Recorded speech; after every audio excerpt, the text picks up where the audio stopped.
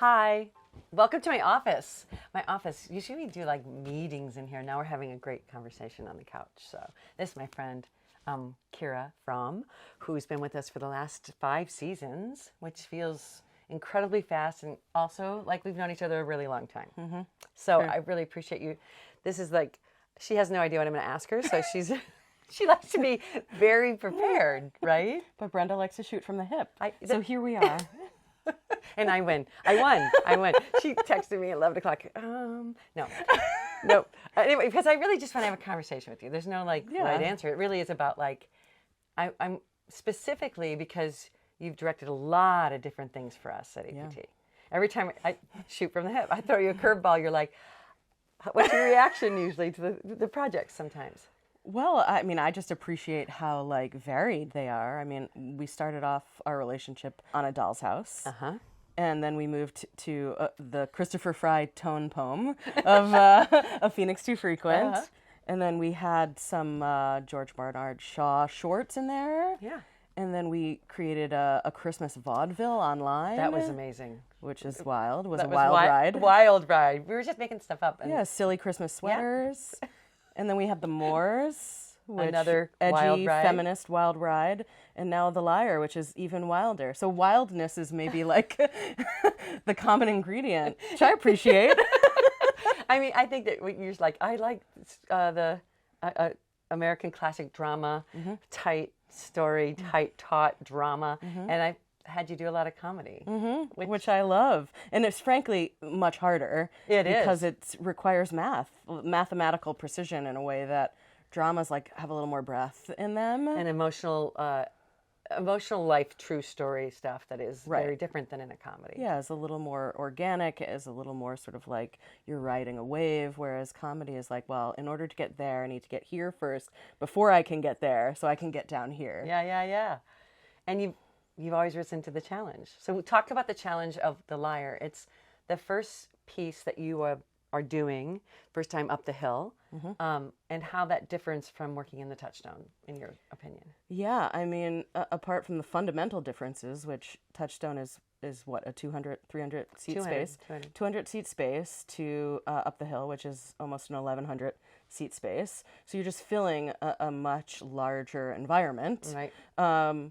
But I think the things that I thought would be just purely and only daunting ended up being just magical and just finding a way to embrace the magic. And it's not hard up there because you have the stars and you have this glorious setting and you've got the woods and the trees. And on top of that, you have this ridiculous, silly French farce. So it's just been a joy. And you say that with such ease, we had the stars and but you have a big brown wood permanent set, barn board set behind you, and that just doesn't say French farce to most people. Sure. So I appreciate the kind of joy about it, but I'd love to hear where you and Drew Boyce, the scenic designer, when the design team started. Yeah. Well, first of all, we just had the most ideal team of people to work on a play like this, people who are just excited by a challenge.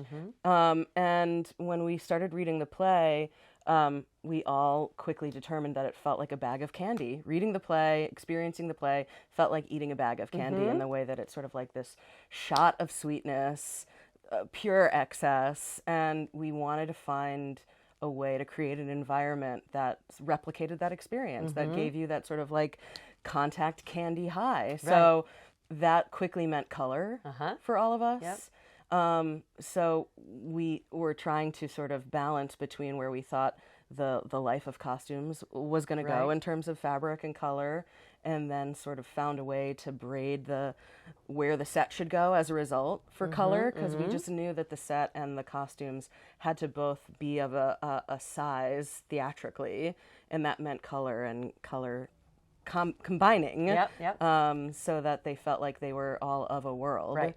And so we ended up with this really lovely, I think, sort of jewel box, colorful little nugget in the middle, surrounded by this barn board and then the stars and then the forest. Yeah, it's extra. If that rings a bell with anybody, it is all color and fun shapes and candy, and then it's extra. Yeah. And the well, way it's French farce, so I it has know. to be. It's a play about excess. So Exactly. we had to deliver excess. Exactly, and you do in a very simple way, which is aesthetically something we really try to do here. Is that how do you get to excess with just a few things? There's another challenge with doing a play like this, and with a group of humans that you think are all brilliant, and Truly. that is the amount of laughter had to go in and be like, I gotta see what's happening, because you guys rehearsed right down from my office, and I would step in on my breaks and I'd just watch, and there would just be uproarious laughter. And so what's the and that's real, you need that when you're putting on a comedy. You know what's funny, what isn't funny, but what starts to happen, because I think this is specific with a comedy, especially as with as many good comedians as you have, what starts to happen to a process, and what's the through line of getting to the sweet spot? I am a big believer in table work, and I just think it creates a better, more informed theatrical experience, which very reductively ends up meaning sitting around a table and sort of cross-examining the scene by scene and the moment to moment throughout the play, from the very beginning to the very end. And this process dealt a lot weirdly with mathematics. Why is this moment so funny? And then sort of addressing the things that sort of the Lego stacks that have to be built in order to achieve that laugh. And so there was a lot of just reminding one another about how important the events of the play are, and sort of trying to build the sort of the Jenga tower, the Lego tower, whatever metaphor we like best. Right. Hopefully very colorful tower. To really find the equations that were going to maximize the laughter, but not at the expense of the story. Right.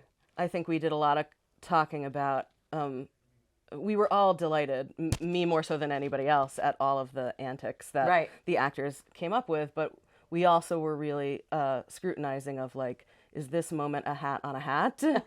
Okay, explain that. You have a hat.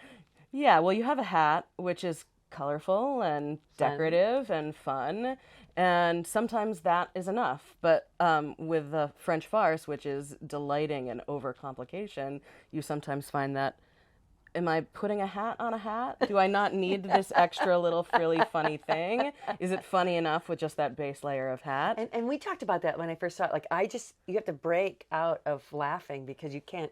It's not sustainable. It's not sustainable with that many imaginative brains in the room, and capable brains of actually delivering on the laugh. You find yourself okay, where are the resting spots? The last week before we went into tech, and the few days after tech, were all about editing. We're all about figuring out this moment is delightful, but I think we can simplify it because it'll earn us more laughs, in 7 minutes when we get to this scene.